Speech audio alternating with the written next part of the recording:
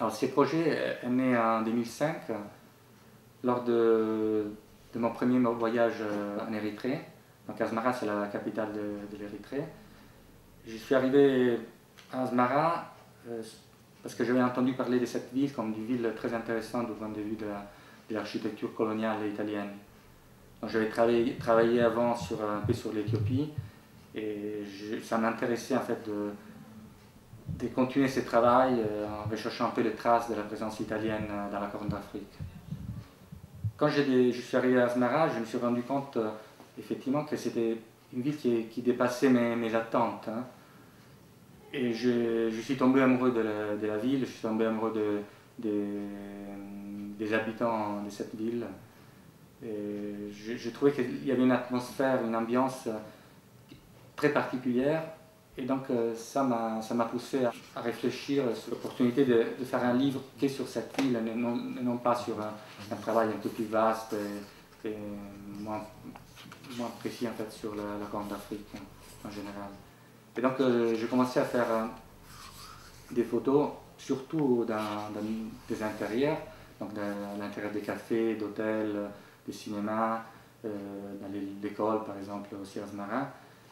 Et j'ai commencé à faire des portraits aussi, à réaliser des portraits et à travailler un peu sur le projet de rendre visuellement cette ambiance qui m'avait ému d'une certaine manière et qui était une ambiance suspendue entre deux temporalités.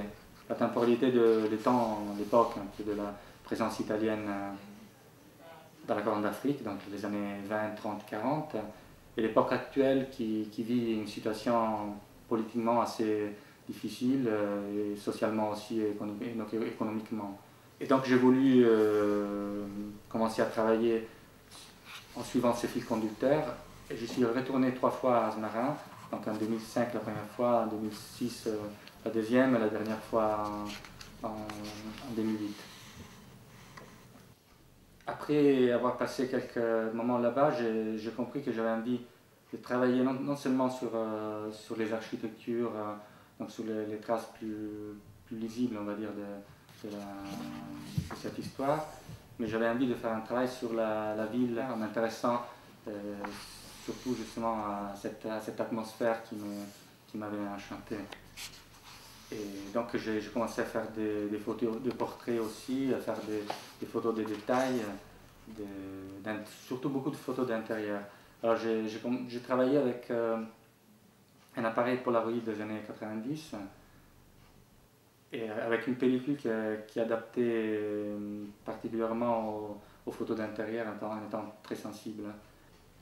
Les titres justement du livre, Asmara Dream, c'est un titre assez significatif, je pense, dans la mesure où, effectivement, Asmara est né du rêve des colonisateurs italiens de construire, de bâtir une ville à l'image de Rome, en Afrique. Donc une ville qui soit structurée d'une façon assez précise, avec un plan urbaniste, et qui se trouve en Afrique, en fait. Donc il y a ces rêves qui, évidemment, a échoué parce qu'après il y a eu l'échec du colonialisme, il y a eu la guerre, plusieurs guerres, etc. Et d'un côté, donc, c'était ces rêves-là que je voulais montrer aussi à travers mes photos.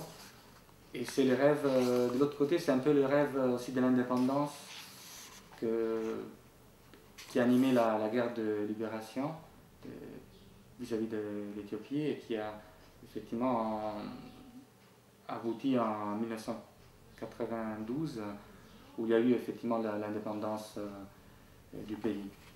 Effectivement, c'est la période de l'art déco, de l'architecture moderniste.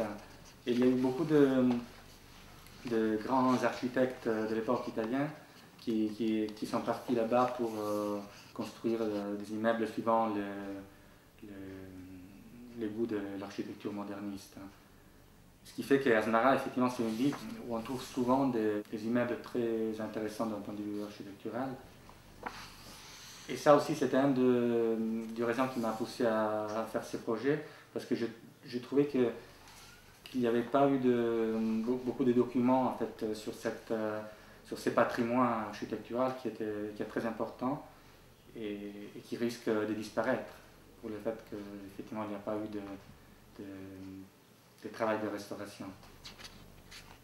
L'auteur de texte de ce livre est Christine Ali Farah, une écrivaine italo-somalienne qui habite à Rome et que j'ai rencontrée après avoir lu son texte, son roman qui s'appelle Madre Piccola, et qui est un roman qui parle de